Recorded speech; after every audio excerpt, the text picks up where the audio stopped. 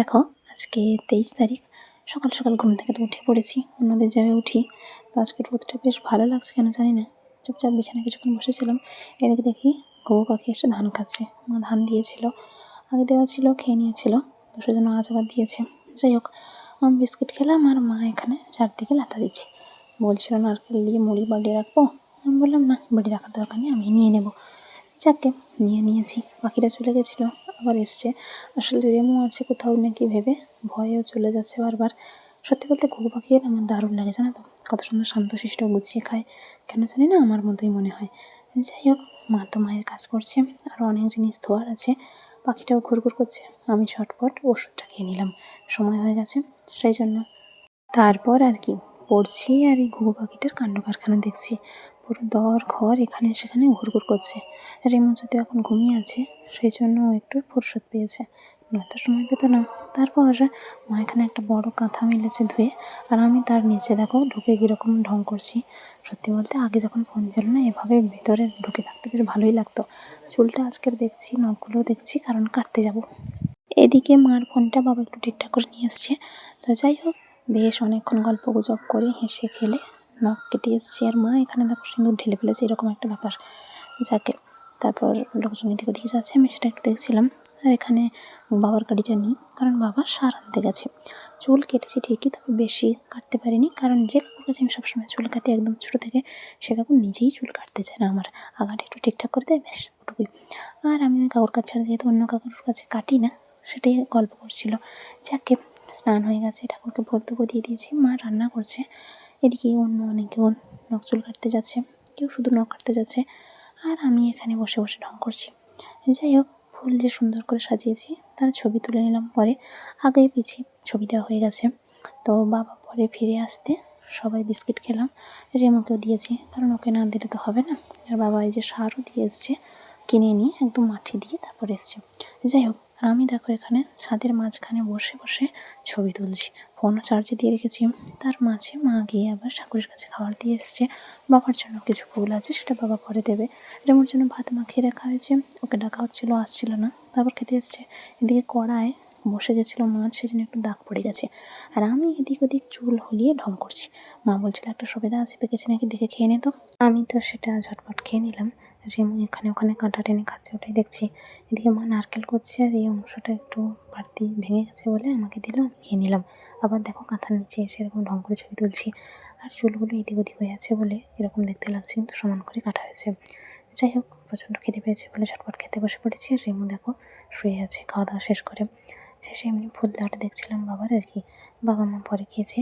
তারপর মনে হয়েছে যে পুতুলটার সাথে গিয়ে কয়েকটা ছবি তুলি, সেজন্য এখানে বসে বসে কয়েকটা ছবি তুলছিলাম, ভালোই লাগছিল। সত্যি বলতে পুতুলের সাথে মনের কথা এত শেয়ার করি না, যেটা আমি কোনো মানুষের সাথেও করি না।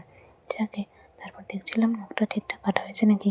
নখ আমার তাড়াতাড়ি বাড়ে, সেজন্য অনেকটাই বড় বড় হয়ে গেছিলো। আর এই যে দেখো আপাতত চুল এই যে এতটুকুই আছে। যাকে এখানে খাবার তো এখনও কিছুটা আছে, রেমু শেষ করেনি। বিড়াল এসছে বলতে আমি বাইরে থেকে ঘুরে এলাম, কোথাও বিড়াল দেখতে পাইনি। আর ওই যে পায়ের ছাপটা জানে তো আমার বুড়ো ঠাকুমার, আছে অনেকগুলো বছর হয়ে গেল। তারপর একটু সময় শুয়েছিলাম, বিকেলে চুল চিরুনি দিয়ে উঠে দেখি চুল কতটা হয়েছে। ওদিকে বাবা ইট তুলছিল, আর মা এখানে পিঠা বানাচ্ছে। আমি ঝটপট ফল খেয়ে নিলাম, আর মা একটা নাড়ু করে দিল। শেষে ছই কিছুটা বেশি হয়েছে বলে ঠাকুরের কাছে দিয়েছে। আর আমি বাবার সাথে এখানে ছবি তুলছি। বাবা বিকেলে এতগুলো পেঁয়াজও তুলে এনেছে। মন চাইলে একবার বাগানের দিক থেকে ঘুরে আসি, যা হয় না সব সময়। তারপর কী মনে হলো কিছু একটু গানও গাইছিলাম। এদিকে দেখি এখানে যে একটা সর্ষে গাছ ছিল, ওকে তুলে নিয়ে চলে গেছে। কিছু সর্ষে কিন্তু ছিল। যাই হোক, কিছু জ্বালানি বাবা কেটে রেখেছে। আর গাছে বিভিন্ন জায়গায় ফুলও মোটামুটি আছে। এদিকে বাগানে দেখি কলা হয়েছে, সেগুলো পাকেনি, কবে পাকবে কে জানে।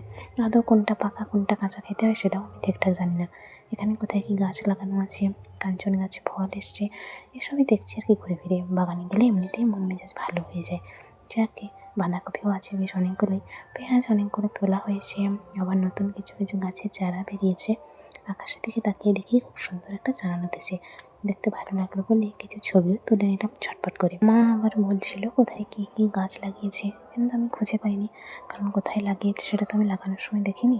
যাই হোক, এদের দেখো আলো দিয়েছে কত সুন্দর, মানে সে যে ঠাকুমা মারা গেছে তাদের বাড়ি থেকে আর কি।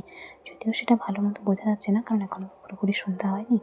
যাকে বলতে বলতে আমি ঘরে চলে এসেছি, আর কিছু যে ভাত ছিল সেটা দেখি রেমু খাচ্ছে। তো ভাবলাম ওর সাথে গিয়ে একটু ছবি তুলে আসি।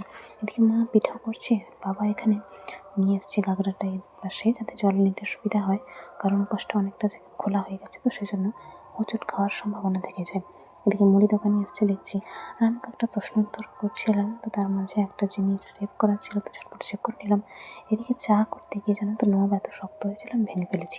বাবা অনেক চেষ্টা করছিল কিন্তু ঠিকঠাক করতে পারিনি, নতুন নব লাগাতে হবে। যাই হোক, খাওয়া দাওয়া তো হয়তো হয়ে গেল, আর তার মাঝে একটা জায়গায় যেতে হবে, তো সেইটা দেখছিলাম কত দূর হয় বা কী ব্যাপার। তাদের বাড়িতে এই যে আলো দিয়েছে রাতে, ছাদে গিয়ে দেখছিলাম আলোটা কীরকম লাগে।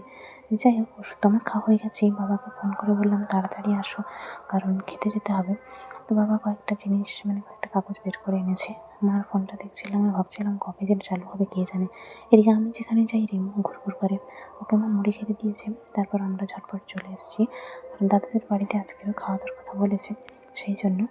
যাই হোক, শেষ পাতে কিন্তু দইও ছিল, সেটা খাইনি।